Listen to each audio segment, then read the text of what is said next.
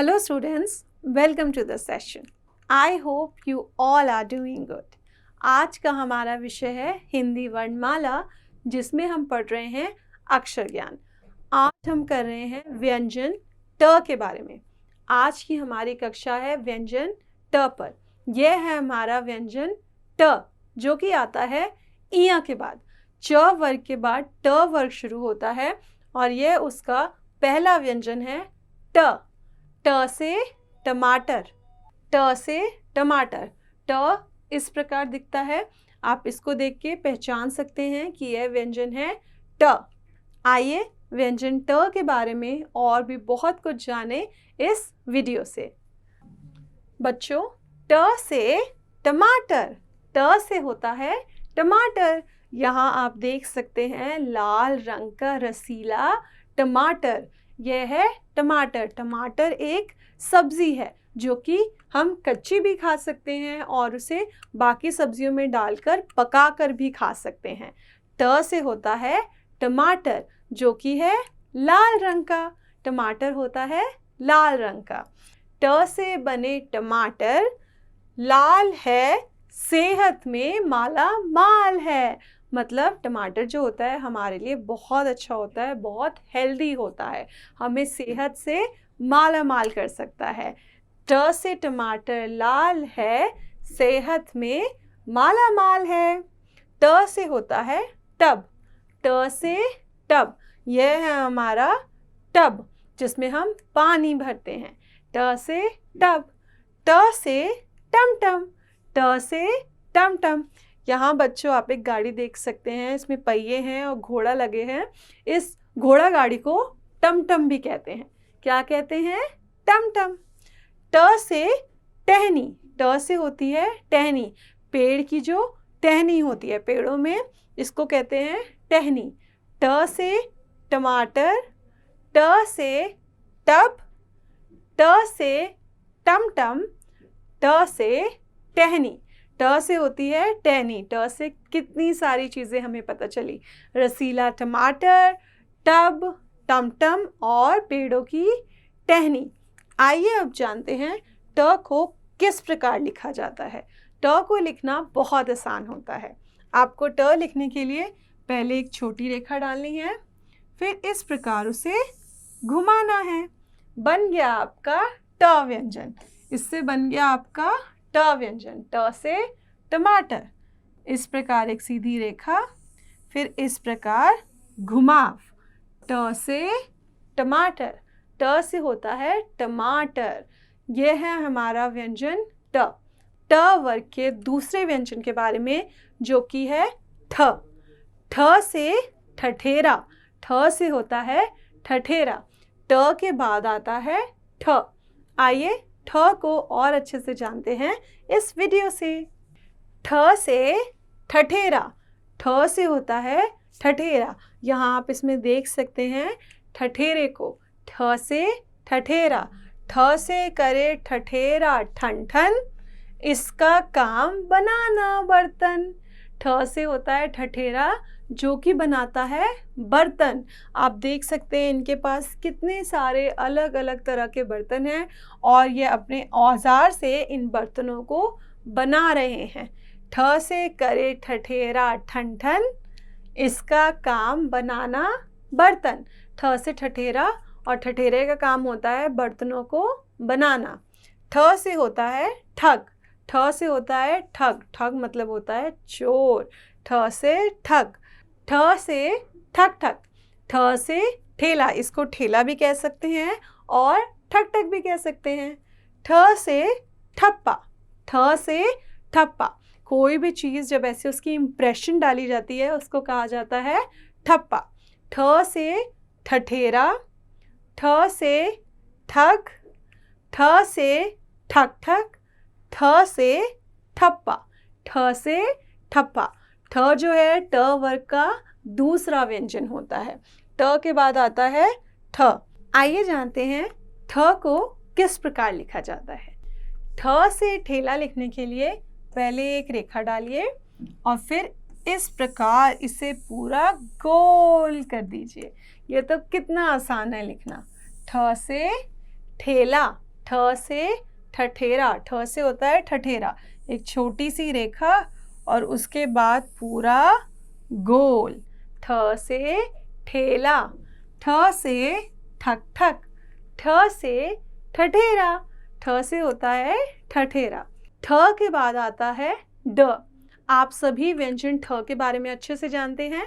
ठ से होता है ठठेरा, ठ से ठठेरा। ठ के बाद आता है ड। ड इस प्रकार होता है। ड आपको कुछ अंग की तरह लगेगा, लेकिन अंग में बिंदी होती है, ड में बिंदी नहीं होती है, अंग खाली होता है। ड से होता है डमरू, ड से होता है डमरू। हिंदी व्यंजन में हमारा ठ के बाद आता है ड। आइए ड के बारे में और भी बहुत कुछ सीखे इस वीडियो से। ड से डमरू, यह है हमारा ड से डमरू। डमरू डम डम डम डम करता है, डमरू करता डम डम डम। ड से डमरू, ड से डमरू डम डम बाजे, ताल पर इसकी बंदर नाचे। आपने देखा होगा जब डमरू बजता है तो बंदर नाचने लग जाता है। डम डम डम डम डमरू बाजे, ताल पे इसकी बंदर नाचे। इसको हम कहते हैं ड से डमरू। ड से डंडा, ड से होता है डंडा। यह है हमारा व्यंजन ड, और व्यंजन ड से होता है डंडा। ड से डगर, ड से होता है डगर। यहाँ आप देख सकते हैं रास्ता, जिसे हम कहते हैं डगर। ड से डलिया, ड से होता है हमारा डलिया। यहाँ है फलों का डलिया, इस डलिया में सेब है। ड से डमरू, ड से डंडा, ड से डगर, ड से डलिया, ड से होता है डलिया। बच्चों, मैं आशा करती हूँ आप सभी को ड अच्छे से समझ आ गया होगा। अब हम जानेंगे कि ड को किस प्रकार लिखा जाता है। ड को इस प्रकार लिखा जाता है। आप सभी को ड लिखना आता है। पहले एक छोटी रेखा डालिए, फिर इस प्रकार और इस तरफ। यह है हमारा ड से डमरू, ड से डमरू। जैसे आप अंग बनाते हैं उसी प्रकार, पहले एक छोटी रेखा, फिर इस तरफ और इस तरफ। ड से डमरू। हिंदी स्वरों और व्यंजनों में हम ऊपर रेखा डाल के इसको इस तरह लिखते हैं। सभी स्वरों और व्यंजनों में ऊपर इस प्रकार की रेखा होती है। इसी को कहते हैं ड से डमरू, ड से डमरू। ट वर्ग का ही चौथा व्यंजन पढ़ रहे हैं, जो कि है ढ।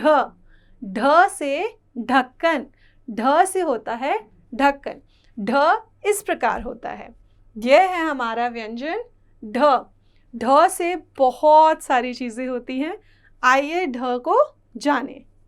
ढ से ढक्कन, ढ से होता है ढक्कन। यहाँ आप देख रहे हैं बर्तन, और बर्तन के ऊपर लगा है ढक्कन। जी हाँ, इस बर्तन के ऊपर लगा है ढक्कन। ढ से ढक्कन, ढक कर रखता, खाने की ये रक्षा करता।